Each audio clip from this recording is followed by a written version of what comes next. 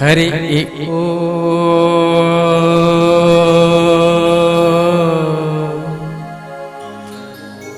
ಶ್ರೀ ಗುರುಭ್ಯೋ ನಮಃ. ಶ್ರೀ ಗುರುಗಣಾಧಿಪತೇ ನಮಃ. ಶ್ರೀ ಸರಸ್ವತೇ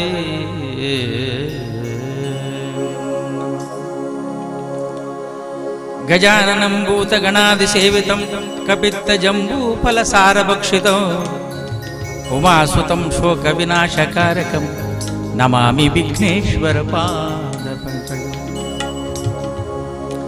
ಶಾಂತಾಕಾರಂ ಭುಜಗಶಯನಂ ಪದ್ಮನಾಭಂ ಸುರೇಶಂ ವಿಶ್ವಾಧಾರಂ ಗಗನಸದೃಶಂ ಮೇಘವರ್ಣಂ ಶುಭಾಂಗಂ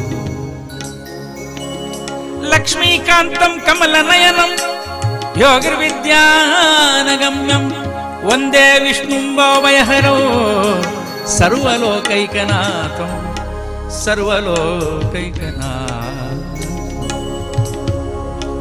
ಸರ್ವಮಂಗಲಮಾಂಗಲ್ಯೆ ಶಿವೆ ಸರ್ವಾರ್ಥಸಾಧಿಕೆ ಶರಣ್ಯೆ ತ್ರ್ಯಂಬಕೆ ದೇವಿ ನಾರಾಯಣಿ ನಮೋಸ್ತುತೆ. ಗೌರಿ ನಾರಾಯಣಿ ನಮೋಸ್ತುತೆ. ಕಲ್ಯಾಣಾದ್ಭುತ ಗಾತ್ರಾಯ ಕಾಮಿತಾರ್ಥ ಪ್ರದಾಯಿನೇ ಶ್ರೀಮದ್ ವೆಂಕಟನಾಥಾಯ ಶ್ರೀನಿವಾಸಾಯ ತೇ ನಮಸ್ತೆ ನಮಃ. ನಮಸ್ತೆಸ್ತು ಮಹಾಮಾಯೆ ಶ್ರೀಪೀಠೆ ಸುರಪೂಜಿತೆ ಶಂಖಚಕ್ರ ಗದಾಹಸ್ತೆ ಶ್ರೀ ಮಹಾಲಕ್ಷ್ಮಿ ನಮೋಸ್ತುತೆ. ಸತ್ಯನೇತ್ರೆ ಮಹಾದೇವಿ ಸರ್ವಲೋಕ ಶುಭಂಕರಿ ಜ್ಯೋತಿರ್ಮಯಿ ಜಗದ್ವಂದೇ ಶ್ರೀ ಭಗವತಿ ನಮೋಸ್ತುತೆ. ವಸುದೇವಸುತಂ ದೇವಂ ಕಂಸಚಾಣೂರಮರ್ಧನಂ ದೇವಕೀ ಪರಮಾನಂದಂ ಕೃಷ್ಣಂ ವಂದೇ ಜಗದ್ಗುರುಂ. ಕೃಷ್ಣಂ ವಂದೇ ಜಗದ್ಗುರುಂ. ಕೃಷ್ಣಂ ವಂದೇ ಜಗದ್ಗುರುಂ. ಲಕ್ಷ್ಮೀರಮಣ ಗೋವಿಂದ ಗೋವಿಂದ. ಹರ ನಮ ಪಾರ್ವತೀಪತೆ ವಲ್ಲಭ ಹರ ಹರ ಮಹದೇವ. ರಘುರಾಮಚಂದ್ರ ಕೀ ಜಯ. ಮೊರೆ ಕಪ್ಪಿನ ಭಾವ ಮೊರದಗಲದ ಕಿವಿ ಕೊರೆದಡೆಯ ನಿವ ಯಾರಮ್ಮ. ಮೊರೆ ಕಪ್ಪಿನ ಭಾವ ಮೊರದಗಲದ ಕಿವಿ ಕೊರೆದಡೆಯ ನಿವ ಯಾರಮ್ಮ. ಮೂರು ಕಣ್ಣನ ಸುತ ಮುರಿದಿಟ್ಟ ಚಂದ್ರನ ಧೀರತ ಗಣನಾಥನ ಕಣಮ್ಮ. ನಮ್ಮಮ್ಮ ಶಾರದೆ ಉಮಾ ಮಹೇಶ್ವರಿ ನಿಮ್ಮೊಳಗೆ ಹರಿವನಾರಮ್ಮ. ಕಮ್ಮಗೋಲನ ವೈರಿ ಸುತನಾದ ಸೊಂಡಿಲ ಕಮ್ಮಗೋಲನ ವೈರಿ ಸುತನಾದ ಸೊಂಡಿಲ ಎಮ್ಮಯ್ಯ ಗಣನಾಥನ ಕಣಮ್ಮ. ನಮ್ಮಮ್ಮ ಶಾರದೆ ಉಮಾ ಮಹೇಶ್ವರಿ ನಿಮ್ಮೊಳಗೆ ಹರಿವತ್ತಾರಮ್ಮ.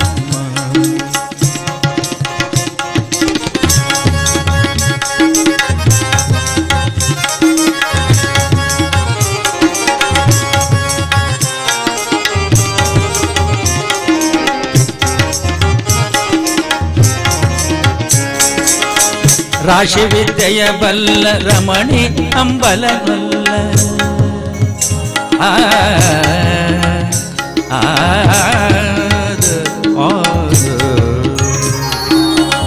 ರಾಶಿ ವಿದ್ಯೆಯ ಬಲ್ಲ ರಮಣಿ ಹಂಬಲನೊಲ್ಲ. ರಾಶಿ ವಿದ್ಯೆಯ ಬಲ್ಲ ರಮಣಿ ಹಂಬಲನೊಲ್ಲ. ಹಂಬಲನೊಲ್ಲ ಹಂಬಲನೊಲ್ಲ. ರಾಶಿ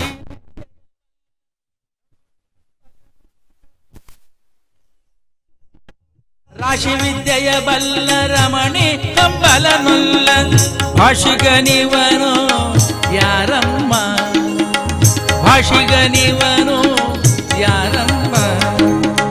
ಲೇಸಾಗಿ ಸಲಹುವ ಸುಜನರ ನೆಲೆಯಾಗಿ ಕೇಶವ ಗಣನಾಥನ ಕಣಮ್ಮ.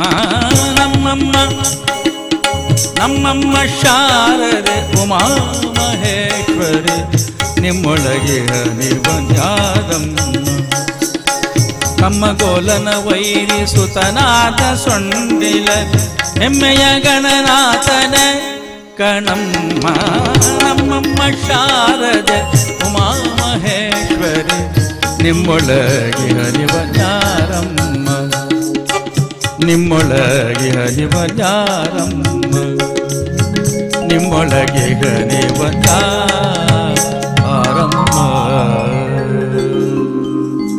ಪಂಡರೀನಾಥ ಭಗವಾನ ಕೀ ಜಯ. ಕೀರ್ತನಾರಂಭ ಕಾಲದಲ್ಲಿ ಸರ್ವ ವಿಘ್ನ ನಿವಾರಕನಾಗಿರತಕ್ಕಂಥ ವಿಘ್ನೇಶನನ್ನು ಪ್ರಾರ್ಥನೆ ಮಾಡಿ ಆಮೇಲೆ ಯಾವುದೇ ರೀತಿಯ ಸಾಂಸ್ಕೃತಿಕವಾಗಿರತಕ್ಕಂಥ ಸಾಮಾಜಿಕವಾಗಿರತಕ್ಕಂಥ ಚಟುವಟಿಕೆಗಳನ್ನು ನಾವು ಆರಂಭಿಸಲೇಬೇಕಂತ. ಸನಾತನ ಸಂಸ್ಕೃತಿಯಲ್ಲಿ ಹಬ್ಬ ಹರಿದಿನಗಳನ್ನು ಆಚರಣೆ ಮಾಡುವಾಗಲೂ ಅತೆ ಎಲ್ಲ ದೇವರನ್ನು ನಾವು ಅಂದರೆ ಕಾಲೇ ತಸ್ಮೈ ನಮಃ, ಯಾವ ಕಾಲಕ್ಕೆ ಯಾವ ದೇವರನ್ನು ವಂದಿಸಬೇಕು ಅಂತ ಹೇಳಿ ಎಲ್ಲ ದೇವರು ನಮಗೆ ಇಷ್ಟಾರ್ಥವನ್ನು ಕೊಡ್ತಾರೆ. ಆದರೂ ಕೂಡ ಕಾಲಕ್ಕನುಗುಣವಾಗಿ ಶಿವರಾತ್ರಿಗೆ ಶಿವನನ್ನಾದರೆ, ಭಾದ್ರಪದ ಶುಕ್ಲದ ಚೌತಿಯಂದು ಗಣೇಶನನ್ನಾದರೆ, ಶರದೃತು ನವರಾತ್ರಿಯಲ್ಲಿ ದುರ್ಗೆಯನ್ನಾದರೆ, ಹೀಗೆ ಬೇರೆ ಬೇರೆ ಸಂದರ್ಭಗಳಲ್ಲಿ ಅನಂತನಾಮರೂಪಾಯ ಸರ್ವಾಕಾರ ವಿದಾಯಿನೇ ಸಮಸ್ತ ಮಂತ್ರವಾಚ್ಯಾಯ ವಿಶ್ವೈಕಪದೇ ನಮಃ ಅಂತ ಹೇಳಿದಾಗೆ ಯಾವ ದೇವರನ್ನು ಅನಂತ ಶಕ್ತಿಯಾಗಿ ಇರಿಸಿಕೊಂಡು ನಾವು ನಂಬಿಕೆಯಿಂದ ಪ್ರಾರ್ಥನೆ ಮಾಡ್ತೇವೋ ನಾನಾ ಹೆಸರುಗಳಲ್ಲಿ ಆತ ಕರೆಯಲ್ಪಡ್ತಾನೆ ಅಲ್ವೇ. ಆ ನಾನಾ ಹೆಸರುಗಳಲ್ಲಿ ಕರೆಯಲ್ಪಡುವಂಥ ದೇವ ಶ್ರೀಮನ್ನಾರಾಯಣ ಹಲವಾರು ಅವತಾರಗಳಲ್ಲಿ ದುಷ್ಟರನ್ನು ನಿಗ್ರಹಿಸಿ ಶಿಷ್ಟರನ್ನು ಪರಿಪಾಲನೆ ಮಾಡಿಕೊಂಡು ಬಂದಿದ್ದಾನಂತೆ. ಅಂತ ಶ್ರೀಕೃಷ್ಣನನ್ನು, ಭಾಮಾದೇವಿಯನ್ನು, ಬಲಿಚಕ್ರವರ್ತಿಯನ್ನು, ಹೀಗೆ ಸಂಬಂಧಪಟ್ಟ ಎಲ್ಲ ಪ್ರಮುಖ ಶಕ್ತಿಗಳನ್ನು ನಾವೆಲ್ಲ ಆರಾಧಿಸುವ ಪ್ರಾರ್ಥಿಸುವಂತ ಸುಕಾಲವೇ ಅದು ದೀಪಾವಳಿ ಪರ್ವ. ಪ್ರಥಮ ದಿನ ನರಕಾಸುರ ಮೋಕ್ಷವನ್ನು ಕರುಣಿಸಿದಂತ ಈ ಒಂದು ದಿನವಾಗಿ ಮಾರ್ಪಾಟ ಆದರೆ, ಎರಡನೇ ದಿನವೂ ದೀಪಾವಳಿ ಅಂತ ಹೇಳಿದ್ರೆ ಬಲಿಚಕ್ರವರ್ತಿಯನ್ನು ಪಾತಾಳದಿಂದ ಭೂಮಿಗೆ ಕರೆಯುವಂತಹ ದಿನ ಅಂತೇಳಿ ಪವಿತ್ರ. ಮೂರನೇ ದಿನದಲ್ಲಿ ಗೋವುಗಳಿಗೆ ಪೂಜೆ ಸಲ್ಲಿಸುವ, ಅದೇ ರೀತಿ ಉದ್ಯಮಿಗಳು, ವ್ಯಾಪಾರಸ್ಥರು, ರೈತರು ಎಲ್ಲರೂ ಕೂಡ ಭೂಮಿಗೆ ದೀಪವನ್ನು ಹಚ್ಚುವಂಥದ್ದು, ಲಕ್ಷ್ಮೀ ಪೂಜೆಯನ್ನು ಮಾಡುವಂಥದ್ದು, ಮಕ್ಕಳು ಬೇರೆ ಬೇರೆ ರೀತಿಯಲ್ಲಿ ಮನೋರಂಜನೆಯನ್ನು ಅನುಭವಿಸುವಂತ ಒಂದು ಪರ್ವಕಾಲ. ಇಂತಹ ದೊಡ್ಡ ಹಬ್ಬವೇ ಅದು ದೀಪಾವಳಿ ಅಂತೇಳಿ ಅಲ್ವೇ. ಅಂತ ದೀಪಾವಳಿಯ ಈ ಸಂದರ್ಭದಲ್ಲಿ ನಾವು ಈಗ ವಿಘ್ನೇಶ್ವರನನ್ನು ಪ್ರಾರ್ಥಿಸಿಕೊಂಡು ಈ ಕಥಾಭಾಗದ ಪೂರ್ವರಂಗ ಪ್ರವೇಶ ಮಾಡಬೇಕಾಗ್ತದೆ. ನಿಜವಾಗಿ ಕೂಡ ಎಲ್ಲ ವಿಘ್ನಗಳು ಪಾರಾಗಬೇಕು. ವರ್ಷದಲ್ಲಿ ನಮಗೆ ಮುಖ್ಯವಾಗಿ ಇಂಥ ಒಂದು ಈ ಸಂದರ್ಭ ಅಂತ ಹೇಳಿದ್ರೆ ಒಂದು ಕೊರೋನಾ ಎಂತಕ್ಕಂಥ ಒಂದು ಮಹಾಮಾರಿ ರೋಗ ಬಂದಿದೆ ಇಡೀ ಜಗತ್ತಿಗೆ. ಹಾಗಾಗಿ ಇಂಥ ಒಂದು ರೋಗ ರುಜಿನಗಳು ಅದು ಎಲ್ಲವೂ ಕೂಡ ನಾಶವಾಗಬೇಕು, ಅದರ ಒಂದು ಹಾವಳಿಯಿಂದ ನಾವೆಲ್ಲ ಪಾರಾಗಬೇಕೆಂಬ ಪ್ರಾರ್ಥನೆಯನ್ನು ದೇವರಿಗೆ ಸಲ್ಲಿಸಬೇಕಂತೆ. ಅದೇ ರೀತಿ ಉಣ್ಲಿಕ್ಕೆ ಉಡ್ಲಿಕ್ಕೆ ವಸ್ತ್ರ ಅನ್ನ ಬೇಕಾಗುವಂತ, ಅದನ್ನು ತಯಾರು ಮಾಡುವಂತ, ಅದನ್ನು ಉತ್ಪತ್ತಿ ಮಾಡುವಂತ ರೈತನ ಬಾಳು ಚೆನ್ನಾಗಿರಬೇಕು ಎಂಬ ಪ್ರಾರ್ಥನೆ ಕೂಡ ನಮ್ಮಲ್ಲಿ ಬೇಕಂತೆ.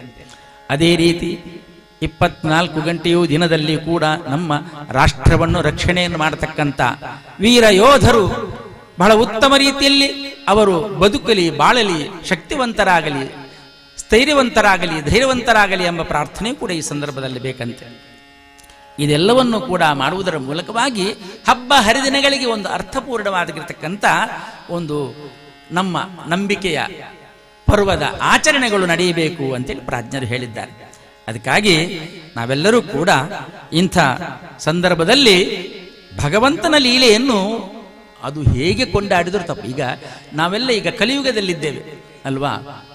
ಆ ಕಲಿಯುಗದಲ್ಲಿರತಕ್ಕಂಥ ನಾವೆಲ್ಲ ಇದೀಗ ತ್ರೇತಾಯುಗವೋ ಅಥವಾ ಅದಕ್ಕಿಂತ ಮೊದಲನೇ ಯುಗವೋ ಅಥವಾ ದ್ವಾಪರ ಯುಗವೋ ಇದರಲ್ಲೆಲ್ಲ ಆಗಿರತಕ್ಕಂತಹ ಕಥಾನಕಗಳನ್ನು, ದೇವರ ಮಹಿಮೆಯನ್ನು ಮತ್ತು ಭಕ್ತರ ಮಹಿಮೆಯನ್ನು, ಭಕ್ತಿಯ ಮಹಿಮೆಯನ್ನು ಎಲ್ಲ ತಿಳ್ಕೊಳ್ಳುವುದರ ಮೂಲಕವಾಗಿ ಒಂದಿಷ್ಟು ನಾವು ಪಾಮರರಾಗಿರ್ತಕ್ಕಂಥ ನಾವೆಲ್ಲ ಮನುಷ್ಯರು ನಾವು ಸ್ವಲ್ಪ ಅರ್ಥ ಮಾಡಿಕೊಂಡು ಆ ಮೂಲಕವಾಗಿ ದೇವರ ಭಕ್ತಿಯನ್ನು ಹೇಗೆ ಮಾಡುವುದು ಅಂತ ತಿಳ್ಕೊಳ್ಬೇಕಂತ. ಅದಕ್ಕಾಗಿ ಹೇಳಿದ್ದಾರೆ, ದೇವರನ್ನು, ಆ ಪರಮಾತ್ಮನನ್ನು ಹೇಗೆ ಕೊಂಡಾಡುವುದು ಎಂಬುದೇ ಒಂದು ಪ್ರಶ್ನೆ ಆಗಿಟ್ಟಿದೆ.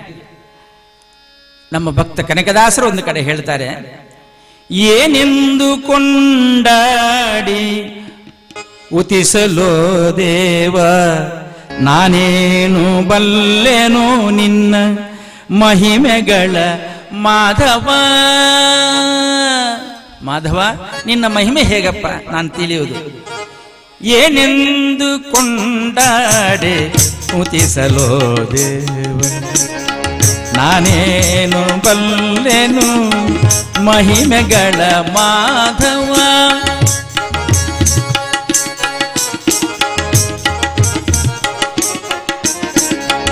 ಹರಿಮುಕುಂದನು ನೀನು, ನರಜನ್ಮ ಕುಳು ನಾನು, ಪರಮಾತ್ಮ ನೀನು, ಪಾಮರನು ನಾನು. ಗರುಡ ಗಮನನೆ ನೀನು, ಮರಳು ಪಾಪಿಯು ನಾನು. ಗರುಡ ಗಮನನೆ ನೀನು, ಮರುಳು ಪಾಪಿಯು ನಾನು. ಪರಮ ಜ್ಯೋತಿಯು ನೀನು, ತಿರುಕ ನಾನು. ಏನೆಂದು ಕೊಂಡಾಡೆ ಉತಿಸಲೋ ದೇವ, ನಾನೇನು ಬಲ್ಲೆ ನಿನ್ನ ಮಹಿಮೆಗಳ ಮಾಧವ. ಏನೆಂದು ಕೊಂಡಾಡೆ ಉತಿಸಲೋ ದೇವ. ಬಹಳ ಸುಂದರವಾಗಿ ಹೇಳಿದ್ದಾರೆ ದಾಸಾಗ್ರಗಣ್ಯರು. ಹೇಗೆ ಕೊಂಡಾಗುಡು ಭಗವಂತನನ್ನು ಅಲ್ವೇ? ಇಂತಹ ಪರ್ವಕಾಲದಲ್ಲಿ ಸಾಕಷ್ಟು ಅವಕಾಶಗಳು ನಮಗಿದೆ. ದಿನನಿತ್ಯ ಮನೆಯಲ್ಲಿ ಭಜನೆ ಮೂಲಕ ದೇವರ ಮಹಿಮೆಯನ್ನು ಅರ್ಥ ಮಾಡಿಕೊಳ್ಳುವ ರೀತಿಗೆ ಸಾಕಷ್ಟು ಕೀರ್ತನೆಗಳನ್ನು ಕನಕದಾಸರು, ವಿಜಯದಾಸರು, ಪುರಂದರದಾಸರು, ಶ್ರೀಪಾದರಾಜರು, ಜಗನ್ನಾಥದಾಸರಂಥ ದಾಸಶ್ರೇಷ್ಠರುಗಳು ಲಕ್ಷೋಪಲಕ್ಷ ಕೀರ್ತನೆಗಳನ್ನು ಕನ್ನಡ ಅನುವಾದ ಮಾಡಿಯೂ ಕೂಡ ಕೊಟ್ಟಿದ್ದಾರೆ. ತತ್ವಬೋಧನೆಯನ್ನು ಕೂಡ ನಮಗೆ ತಿಳಿಸಿಕೊಟ್ಟಿದ್ದಾರೆ. ಇದೆಲ್ಲವನ್ನು ನಾವು ಅರ್ಥ ಮಾಡುವುದರ ಮೂಲಕವಾಗಿ ದೇವರ ಮಹಿಮೆಯನ್ನು ತಿಳ್ಕೊಳ್ಬೇಕಂತೆ. ಪರಮಾತ್ಮ ನೀನು, ಪಾಮರನು ನಾನು. ಪಾಮರ, ಉಪ್ಪು ಹುಳಿ ಖಾರ ತಿನ್ನುವ ಮನುಷ್ಯರು ನಮ್ಮ ಹತ್ರ ಏನಿಲ್ಲ ಶಕ್ತಿ ಅಲ್ವಾ. ಗರುಡ ಗಮನನು ನೀನು, ನಾನು ಮರುಳು ಪಾಪಿ ಅಲ್ವಾ. ಹಾಗಾಗಿ ಇದನ್ನು ಅರ್ಥ ಮಾಡಿಕೊಂಡ್ರೆ ನಾವು ಹಾಗಾದ್ರೆ ನಮ್ಗಿಂತ ದೊಡ್ಡ ಜನ ಇನ್ನೊಬ್ರು ಇದ್ದಾರೆ, ಅವರಿಗೆ ಗೌರವ ಕೊಡುವ, ಅವರನ್ನು ಭಕ್ತಿ ಮಾಡುವ ಅಂತ ಹೇಳಿ ಆಗುತ್ತೆ. ಪರಮ ಜ್ಯೋತಿಯು ನೀನು, ತಿರುಕ ನಾನು. ಯಾವಾಗಲೂ ನಾವು ಸಣ್ಣವರು, ನಮಗಿಂತ ದೊಡ್ಡ ಒಬ್ಬ ಶಕ್ತಿ, ಅನಂತ ಶಕ್ತಿ, ದೊಡ್ಡವರಾದವರು ಇದ್ದಾರೆ ಅಂತೇಳಿ ನಮ್ಮ ನಂಬಿಕೆ ಬಂದಾಗ ಖಂಡಿತವಾಗಿಯೂ ಕೂಡ ನಾವು ಒಂದಿಷ್ಟು ಪ್ರಾಜ್ಞರಾಗ್ತೇವೆ. ಬುದ್ಧಿಯಿಂದ ನಾವೇನಾದರೂ ತಿಳ್ಕೊಳ್ಳಿಕ್ಕೆ ಸಾಧ್ಯ ಉಂಟಂತೆ. ಯಾಕಂದರೆ ಇಂತಹ ಸಂದರ್ಭದಲ್ಲಿ ಕೆಲವರಿಗೆ ತುಂಬ ವಿಷಯ ಗೊತ್ತುಂಟಂತೆ, ಕೆಲವರಿಗೆ ತುಂಬ ವಿಷಯ ಗೊತ್ತುಂಟು, ಆದರೆ ಗೊತ್ತುಂಟಂತ ಗೊತ್ತಿಲ್ಲ ಅವನಿಗೆ. ಇನ್ನು ಕೆಲವರಿಗೆ ಏನೂ ಗೊತ್ತಿಲ್ಲ ಅಂತ ಗೊತ್ತಿಲ್ಲ ಅವನಿಗೆ. ತುಂಬ ವಿಷಯ ಗೊತ್ತಿದ್ದವನಿಗೆ ಗೊತ್ತುಂಟಂತ ಗೊತ್ತಿರಬೇಕು, ಅವ 4 ಜನರಿಗೆ ಪ್ರಯೋಜನ ಬೀಳ್ತದೆ. ಆವಾಗ ಏನೂ ಗೊತ್ತಿಲ್ಲದವನಿಗೆ ಗೊತ್ತಿಲ್ಲ ಅಂತ ಗೊತ್ತಿರಬೇಕು ಅಲ್ವಾ. ಆಗ ಸುಮ್ಮನೆ ಆದರೂ ಕೂತ್ಕೊಳ್ಬೇಕು, ಇಲ್ಲದ ಮಧ್ಯಕ್ಕೆ ಬಂದು ಅದಕ್ಕೆ ಪ್ರಸಂಗ ಮಾಡಿ ಎಲ್ಲ ಹಾಳು ಮಾಡಿ ಆಗ್ತಾನೆ ಅವನ. ಹಾಗಾಗಿ ಎಲ್ಲ ಗೊತ್ತಿದ್ದವನು ಗೊತ್ತುಂಟಂತ ಗೊತ್ತಿದ್ದು 4 ಜನಕ್ಕೆ ಪ್ರಯೋಜನ ಆಗುವಂಥ ಬೋಧನೆಗಳನ್ನು ಮಾಡಬೇಕು. ಏನೂ ಗೊತ್ತಿಲ್ಲದವನು ಸುಮ್ಮನಿದ್ದಾದರೂ ಉಳಿದವರು ಯಾರಾದರೂ ಒಳ್ಳೆಯ ಕೆಲಸ ಮಾಡಲಿ ಅಂತ ಹೇಳಬೇಕು ಅಂತ ಹೇಳಿದ್ದಾರೆ. ಅದಕ್ಕಾಗಿ ನಾವೆಲ್ಲ ಪಾಮರರು ಅಂತ ಹೇಳಿದ್ದಾರೆ. ಅಂದರೆ ಪರಿಪೂರ್ಣನಾದವನು ಯಾರು? ಭಗವಂತ. ಅದಕ್ಕೆ ಹೇಳಿದ್ದಾರೆ ಮುಂದುವರಿದು, ಅಣುರೇಣು ತೃಣಗಳಲ್ಲಿ ಪರಿಪೂರ್ಣನೋ ನೀನು.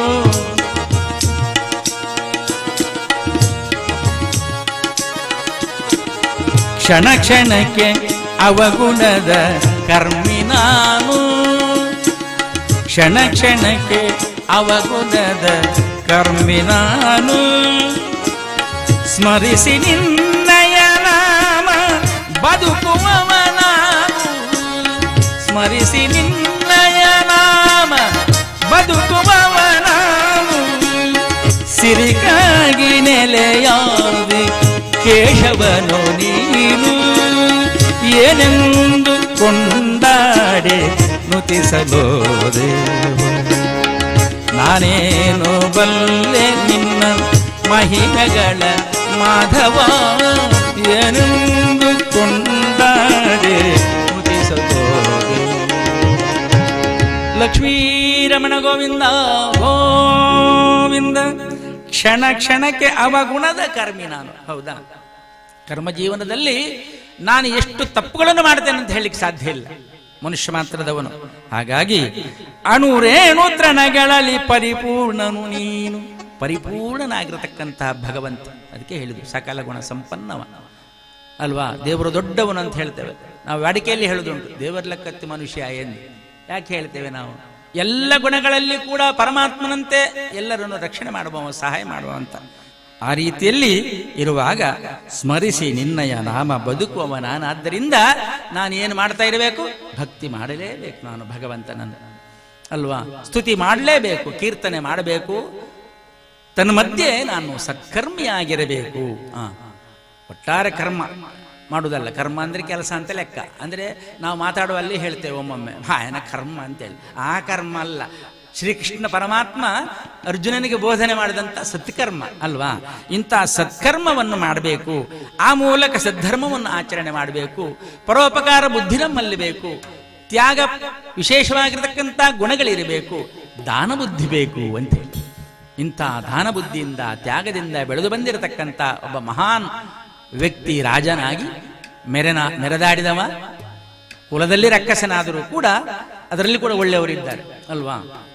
ರಕ್ಕಸರಲ್ಲಿ ಒಳ್ಳೆಯವರಿದ್ದಾರೆ, ತ್ಯಾಗಿಯಾಗಿ ದಾನ ಬುದ್ಧಿಯಿಂದ ಬೆಳೆದುಕೊಂಡು ಬಂದಿರತಕ್ಕಂಥವರಲ್ಲಿ ಬಲಿಚಕ್ರವರ್ತಿಯೂ ಒಬ್ಬನಾಗಿದ್ದಾನೆ. ಹಾಗಾಗಿ ಇವತ್ತು ನಾವು ಇಂಥ ಭಗವಂತನ ಮಹಿಮೆಯನ್ನು, ಪರಮಾತ್ಮನ ನಾಮವನ್ನು ಯಾವತ್ತೂ ಭಕ್ತಿ ಮಾಡಬೇಕು, ಸ್ತುತಿ ಮಾಡಬೇಕು, ಕೀರ್ತನೆ ಮಾಡಬೇಕು ಅಂತ ದಾಸರು ಹೇಗೆ ಎಚ್ಚರಿಸಿದ್ದಾರೋ ಅದೇ ರೀತಿಯಲ್ಲಿ ಅನೇಕ ನಮ್ಮ ಪುರಾಣ ಸಂಬಂಧಿತವಾದಂಥ ಕಥೆಗಳು ಇದನ್ನು ಎಚ್ಚರಿಸ್ತಾ ಇತ್ತು. ಕಥೆಗಳಲ್ಲಿ ಕೂಡ ಒಂದು ರೀತಿಯ ಸಂದೇಶಗಳಿವೆ ನಮಗೆ, ಸುಮ್ಮನೆ ಕಥೆ ಅಲ್ಲ ಅಲ್ವಾ. ಕಥೆ ಅಂದರೆ ಈಗ 1.5 ಗಂಟೆಯಲ್ಲಿ ಮುಗಿಬೇಕಂತ ಹೇಳಿದರು ನಮ್ಮ ವ್ಯವಸ್ಥಾಪಕರು. ಕತೆ ಎಷ್ಟು ಚಿಕ್ಕದಿದ್ರು ಎಷ್ಟು ಸ್ವಾರಸ್ಯ ಅಲ್ವಾ. ಕಥೆಯ ಸ್ಪರ್ಧೆ ಆಯ್ತಂತೆ ಒಂದ್ಸರ್ತಿ, ಕಥೆಗಳ ಸ್ಪರ್ಧೆ ಅಂದರೆ ಬಾಯಲ್ಲಿ ಕಥೆ ಹೇಳುವ ಸ್ಪರ್ಧೆ, ಕಾರ್ಡ್ಗಳಲ್ಲಿ ಕಥೆ, ಚಿಕ್ಕ ಕಥೆಯ ಸ್ಪರ್ಧೆ ಆಯ್ತಂತೆ ಒಂದು ಕಡೆಯಲ್ಲಿ. ಚಿಕ್ಕ ಕಥೆಯ ಸ್ಪರ್ಧೆ ಆದ ಕೂಡಲೇ ಎಲ್ಲರೂ ಬಂದರು, ಎಲ್ಲ ಸೇರಿದರು. ಏನು ಇವತ್ತು ಕಾರ್ಡಿನಲ್ಲಿ ಕತೆ ಅಲ್ಲ, ಬಾಯಲ್ಲಿ ಹೇಳುವ ಕತೆ, 3 ನಿಮಿಷದಲ್ಲಿ ಕತೆ ಸ್ವಾರಸ್ಯ ಇರಬೇಕು, ಆರಂಭ ಉಪಸಂಹಾರ ಒಳ್ಳೆದಿರಬೇಕು ಅಂತ. ಆಯ್ತು, ಶುರುವಾಯಿತು ಕಾಂಪಿಟಿಷನ್. ಒಂದಷ್ಟು ಜನ ಸೇರಿದ್ರಂತೆ. ಒಬ್ಬ ಎದ್ದು ನಿಂತು ಹೇಳಿದ, ಕಥಾ ಸ್ಪರ್ಧೆ 3 ನಿಮಿಷದ್ದ ಸರ್? ಹೌದು. ನನ್ನ ಸ್ವಂತ ಕತೆ ಆಗ್ಬೋದಾ ಕೇಳಿದಂತೆ. ಸ್ವಂತ ಕತೆ ಹೇಳು ಮಾರ, ಬೇರೆ ಯಾವುದಾದ್ರೂ ಹೇಳು, ಅದು ನಿನಗೆ ಬಿಟ್ಟದ್ದು. ಅವ ಆಯ್ತು ನಾನು ಹೇಳ್ತೇನೆ. ಆ ಸ್ವಂತ ಕತೆ ಶುರು ಮಾಡಿದ. ನಾನು ಇಂಥ ಊರಿನಲ್ಲಿ ಹುಟ್ಟಿದೆ, ತಂದೆ ತಾಯಿ ನನಗೆ ಬಾಲವಾಡಿ ಶಾಲೆಗೆ ಒಂದು ಹಾಕಿದ್ರು, ಆಮೇಲೆ ಒಂದು ಪ್ರಾಥಮಿಕ ಶಾಲೆಯಲ್ಲಿ ನಾನು ಅಭ್ಯಾಸ ಮಾಡಿದೆ, ಹತ್ತಿರದಲ್ಲಿರುವಂಥ ಪ್ರೌಢಶಾಲೆಗೂ ಕೂಡ ನನ್ನನ್ನು ಕಳಿಸಿದ್ರು, ಒಳ್ಳೆ ವಿದ್ಯಾಭ್ಯಾಸ ಕೊಟ್ಟರು, ಮನೆಯಲ್ಲಿ ಒಳ್ಳೆ ರೀತಿಯಲ್ಲಿ ಸಾಕಿದ್ರು. ಆಮೇಲೆ SSLC ಪಾಸ್ ಆದಮೇಲೆ ನನ್ನ ಮಾವನ ಮನೆಯ ಹತ್ತಿರದ ಇನ್ನೊಂದು ಕಾಲೇಜಿಗೆ ಹಾಕಿದರು, ಅಲ್ಲಿ PUC ಆಯಿತು, ಆಮೇಲೆ ಡಿಗ್ರಿ ಕಾಲೇಜನ್ನು ಮುಗಿಸಿದೆ. ಅಷ್ಟಾಗುವಾಗ ಇನ್ನು ಮುಂದೆ ಕಲಿಬೇಕು ಅಂತ ಹೇಳುವಾಗ ಸ್ವಲ್ಪ ಆರ್ಥಿಕ ಅಶಕ್ತಿ ಇತ್ತು. ಒಂದು ಕೆಲಸ ಸಿಕ್ಕಿತ್ತು ನನಗೆ. ಈ ಕೆಲಸ ಸಿಕ್ಕಿ ಅದರಲ್ಲಿ ಒಂದೆರಡು ವರ್ಷ, 3 ವರ್ಷ, 4 ವರ್ಷ, 5 ವರ್ಷ ಅಂತ ಹೇಳುವಾಗ ಸಂಬಳ ಸ್ವಲ್ಪವೇ ಜಾಸ್ತಿಯಾಗಿ ನನಗೆ ಇದೇ ಆಗುವುದು, ಇನ್ನು ಮುಂದೆ ಯಾಕೆ ಕಲಿಯುವುದಂತ ಆಯಿತು. ಅಷ್ಟಾಗುವಾಗ 26, 27 ಆಗುವಾಗ ಅಪ್ಪ ಅಮ್ಮ ನನಗೆ ಬೇಡ ಅಂತ ಹೇಳಿದ್ರು ಕೂಡ ಒಂದು ಮದುವೆ ಮಾಡಿದ್ರು. ಅಲ್ಲಿಗೆ ನನ್ನ ಕಥೆ ಮುಗಿಯಿತು ಅಂತ. ಆವಾಗ ಅಲ್ಲಿ ತೀರ್ಪುಗಾರರು ಹೇಳಿದ್ರೆ ಅಂತ, ಇಲ್ಲ ಮಾರೆ ಇನ್ನೊಂದು 1/2 ನಿಮಿಷ ಉಂಟು, ಮುಂದುವರಿಸ್ಬೋದು ಬೇಕಾದರೆ. ಬೇಡ, ನಾನು ಆ 1/2 ನಿಮಿಷ ಬೇಕಾದರೆ ನೀವೇ ಇಟ್ಟುಕೊಳ್ಳಿ, ಮದುವೆ ಆದಲ್ಲಿಗೆ ನನ್ನ ಕಥೆ ಮುಗಿದಿದೆ ಅಂತ ಹೇಳ್ತಾರೆ. ಎಂಥ ಕಥೆಗಳು ನೋಡಿ. ಹಾಗಾಗಿ ಕಥೆ ಅಷ್ಟು ಸಣ್ಣದಿದ್ದರೂ ಒಳ್ಳೆಯದು, ಸ್ವಾರಸ್ಯವೇ ಅಂತಲೇ ಹೇಳುತ್ತಾ ನಾವು ಇವತ್ತಿನ ಕಥೆಯನ್ನು ಕೂಡ ಅದೆಷ್ಟು ಉದ್ದದಲ್ಲಿ, ಎಷ್ಟು ಸುದೀರ್ಘವಾದಂಥ ವಿಷಯಗಳು ಅದರಲ್ಲಿದ್ದರೂ ಕೂಡ ತಾತ್ಪರ್ಯವನ್ನು ತಿಳಿದುಕೊಳ್ಳಿಕ್ಕೆ, ಭಗವಂತನ ಭಕ್ತಿ ಮಾಡಿದಾಗ ಅಥವಾ ಭಗವಂತ ಯಾರಿಗೆ ಯಾವ ರೀತಿಯಲ್ಲಿ ಮೋಕ್ಷವನ್ನು ಕರುಣಿಸುತ್ತಾನೆ, ಯಾವ ರೀತಿಯಲ್ಲಿ ತಪ್ಪುಗಳನ್ನು ತಿದ್ದುತ್ತಾನೆ, ಯಾವ ರೀತಿಯಲ್ಲಿ ಅವನನ್ನು ನಿಗ್ರಹಿಸ್ತಾನೆ ಎಂಬ ಇತ್ಯಾದಿ ಉದಾಹರಣೆಗಳು ನಮಗೆ ಸಾಕಷ್ಟು ಸಿಗ್ತದೆ. ಅಂಥ ರೀತಿಯಲ್ಲಿ ಒಂದಿಷ್ಟು ಸಂದೇಶವನ್ನು ತಿಳ್ಕೊಳ್ಳಿಕ್ಕಾಗಿ ಕಥೆಯನ್ನು ಮಾಡ್ತಾ ಇದ್ದೇವೆ. ಎಲ್ಲರೂ ಕೂಡ ಇದನ್ನು ಆಲಿಸಬೇಕು, ನೋಡಬೇಕು ಅಂತ ಕೇಳಿಕೊಳ್ಳುತ್ತಾ ಮತ್ತೊಮ್ಮೆ ಎಲ್ಲರಿಗೂ ಕೂಡ ದೀಪಾವಳಿ ಹಬ್ಬದ ಶುಭಾಶಯವನ್ನು ಸಲ್ಲಿಸಿ ಕಥಾಭಾಗದ ಪೂರ್ವರಂಗ ಪ್ರವೇಶ ಮಾಡೋಣಂತೆ. ಲಕ್ಷ್ಮೀರಮಣ ಗೋವಿಂದ ಗೋವಿಂದ. ಹರಿ ಅವತರಿಸಿದ ಸುರರ ರಕ್ಷಿಸಲು ವರಕಶ್ಯಪ ಸತಿ ಉದರದಲ್ಲಿ. ಹರಿ ಅವತರಿಸಿದ ಸುರರ ರಕ್ಷಿಸಲು ವರಕಶ್ಯಪ ಸತಿ ಉದರದಲ್ಲಿ. ಧರೆ 3 ಅಡಿಗೈದ ಪರಿರಾಜನ ಇರಿಸಿದವರ ಪಾತಾಳದಲ್ಲಿ. ಧರೆ ಮೂರಡಿಗೈದ ಪರಿರಾಜರ ಇರಿಸಿದವರ ಪಾತಾಳದಲ್ಲಿ ಭಾಗವತೋತ್ತಮ ಬಲಿಯ ಚಿಂತನೆಗೆ ಭಾಗವತೋತ್ತಮ ಬಲಿಯ ಚಿಂತನೆಗೆ ಒಕ್ಕನೊಮ್ಮೆ ಕಲಿ ಗೌಪ್ಯದೊಳು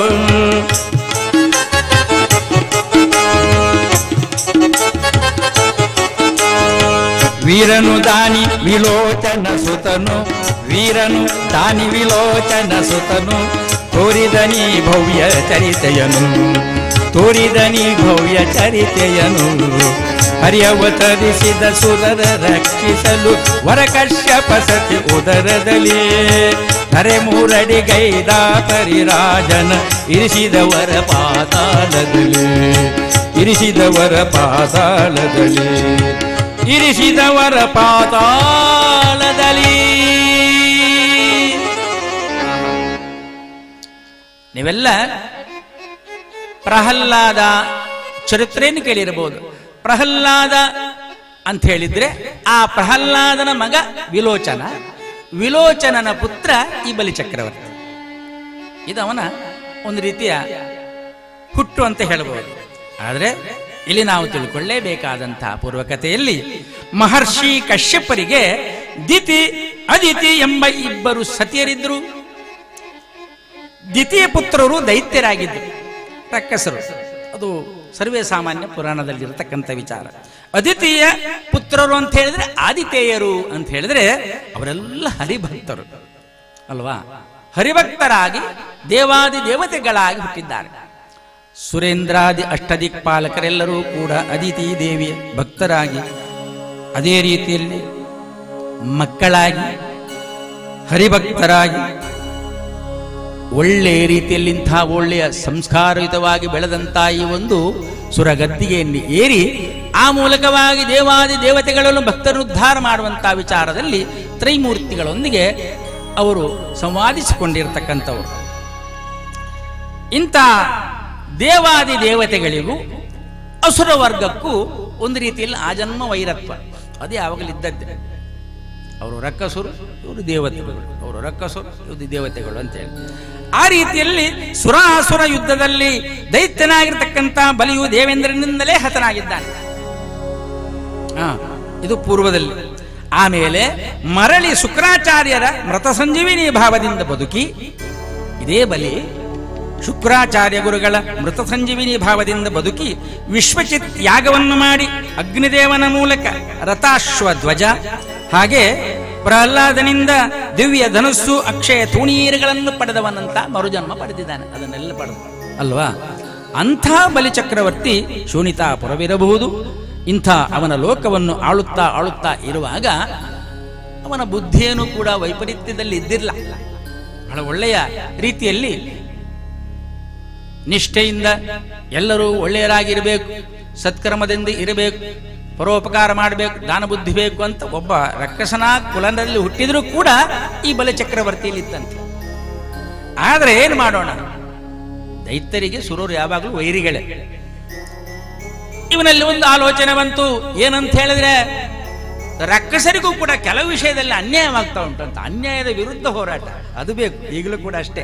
ನಾವಿವತ್ತು ಜಗಳ ಮಾಡ್ತೇವೆ, ಅಲ್ಲಿ ಜಗಳ ಆಯ್ತು, ಇಲ್ಲಿ ಜಗಳ ಆಯ್ತು, ಏನಂತ ಗೊತ್ತಿಲ್ಲ.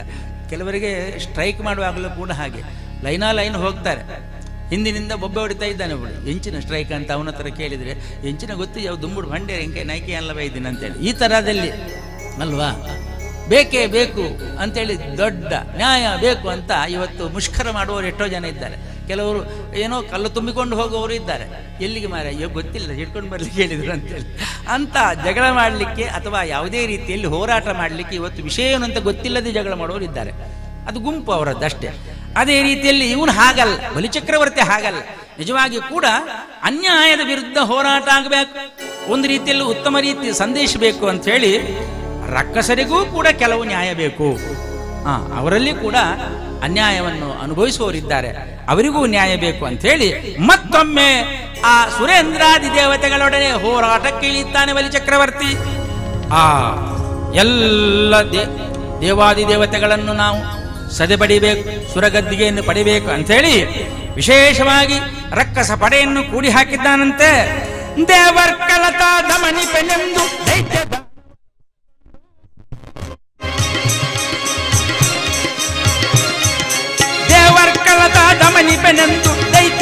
ದಾನವರ ಒಳಗೊಂಡು ಮುತ್ತಿತು ಬಲಿಯ ದಂಡು ರೋಷದಲ್ಲಿ ಅಮರಾವತಿಯನ್ನು ಸರಿಕಂಡು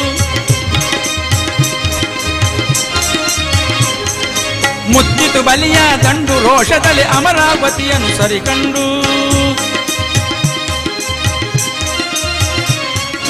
ನಡುಗಿದರು ಅಸುರ ಪಾಳೆಯ ಸಮರಕ್ಕೆ ಬಿಡುಗಣ್ಣರು ತಾ ಭಯದಿಂದ ನಡುಗಿದರು ಅಸುರ ಪಾಳೆಯ ಸಮರಕ್ಕೆ ಬಿಡುಗಣ್ಣರು ತಾ ಭಯದಿಂದ ವೀರಬಲಿಯ ಸೆಣಸಾಟ ಅಬ್ಬರಕ್ಕೆ ಮೀರಿ ಪರಾಭವ ಕದನದಳು ವೀರಬಲಿಯ ಸೆಣಸಾಟ ಅಬ್ಬರಕ್ಕೆ ಮೀರಿ ಪರಾಭವ ಕದನದಳು ದೇವರ ಕಳತಾದವನಿ ಕಣೆಂದು ದೈತ್ಯ ದಾನವರ ಒಳಗೊಂಡು ಭಾರಿ ಆಯ್ತು. ಬಹಳ ಜೋರಾಗಿರತಕ್ಕಂಥ ಕದನ. ಹಾಗಾಗಿ ಎಲ್ಲ ಅಸುರ ಪಡೆಯನ್ನು ಕರ್ಕೊಂಡು ಹೋಗಿ ದೇವಾದಿ ದೇವತೆಗಳಲ್ಲಿ ಆ ಸುರೇಂದ್ರನೊಡನೆ ಹೋರಾಟ ಮಾಡಲಿಕ್ಕೆ ಆರಂಭ ಮಾಡಿದ್ದಾನೆ ಬಲಿ ಚಕ್ರವರ್ತಿ. ಎರಡು ಭಾರಿ ಭೀಕರ ಯುದ್ಧದಲ್ಲಿ ದೇವಾದಿ ದೇವತೆಗಳು ಪ್ರಾಣಭೀತಿಯಿಂದ ಓಡಿ ಹೋಗುವ ಹಾಗೆ ಮಾಡಿದ್ದಾರೆ. ಸುರಗದ್ದಿಗೆಯನ್ನು ಬಿಟ್ಟು ಓಡಿ ಹೋಗಬೇಕಾದ್ರೆ ಎಂತಹ ಶಕ್ತಿ ಬಲಿ ಚಕ್ರವರ್ತಿಯಲ್ಲಿ ನೋಡಿ. ಅಂತ ಶಕ್ತಿಯಿಂದ ಆತ ಹೋರಾಟ ಮಾಡಿ ಸುರಗದ್ದಿಗೆಯನ್ನು ವಶಪಡಿಸಿಕೊಂಡಿದ್ದಾನೆ. ಅಲ್ಲಿರ್ತಕ್ಕಂಥ ಪವಿತ್ರವಾದಂಥ ಯಾವುದೇ ಇರಬಹುದು ಸುವಸ್ತು ಸುರೇಂದ್ರನ ಆ ಒಂದು ದೇವಲೋಕದಲ್ಲಿ ಏನೆಲ್ಲ ಉಂಟಂತ ಹೇಳಿಕ್ಕೆ ಸಾಧ್ಯ ಇಲ್ಲ. ಕಲ್ಪವೃಕ್ಷ, ಚಿಂತಾಮಣಿ, ಐರಾವತ, ಬೇಕಾಗಿರತಕ್ಕಂಥ ಅನೇಕ ಸುವಸ್ತುಗಳುಂಟು. ಅದನ್ನೆಲ್ಲವನ್ನು ಕೂಡ ವಶಪಡಿಸಿಕೊಂಡಿದ್ದಾನೆ ಯಾರು? ಬಲಿ ಚಕ್ರವರ್ತಿ. ಪ್ರಾಣಭೀತಿಯಿಂದ ದಿಕ್ಕಾಪಾಲಾಗಿ ಓಡ್ತಾ ಇದ್ದಾರೆ. ಎಲ್ಲಿಗೆ ಹೋಗುವುದು? ನೇರವಾಗಿ ಗುರುಗಳಾಗಿರತಕ್ಕಂಥ ಬೃಹಸ್ಪತಿ ಅವರಲ್ಲಿ ಬಂದಿದ್ದಾರೆ ದೇವಾದಿ ದೇವತೆ. ಧರಣಿ ಪಾತ್ಮಜ ದುಷ್ಟ ಬಲಿ ಎಂಬ ದಾನವನು ಸ್ವಾಮಿ ಪಾದಕಮಲಕ್ಕೆ ಬಿದ್ದಿದ್ದಾರೆ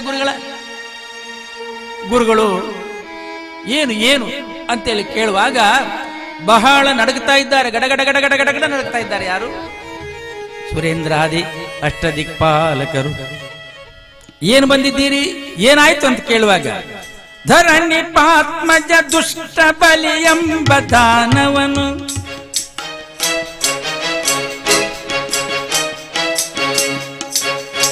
ಧರಣಿ ಪಾತ್ಮಜ ದುಷ್ಟ ಬಲಿ ಎಂಬ ದಾನವನು ಗುರು ಶುಕ್ರರಿಂದ ಮರು ಜನ್ಮ ಪಡೆದು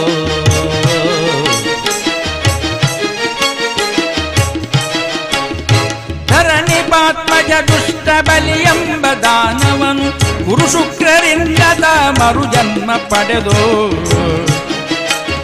ಸುರಪುರಕ್ಕೆ ಧಾಳಿಯ ದುರದೊಳೆಲ್ಲರ ಥಳಿಸಿ ಬರಿಗೈದು ಸದ್ವಸ್ತು ವಶಕ್ಕೆ ಪಡೆದು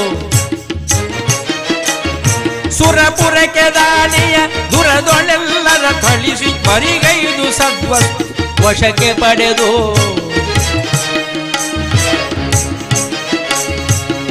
ದುಷ್ಟ ಬಲಿ ಎಂಬ ದಾನವನು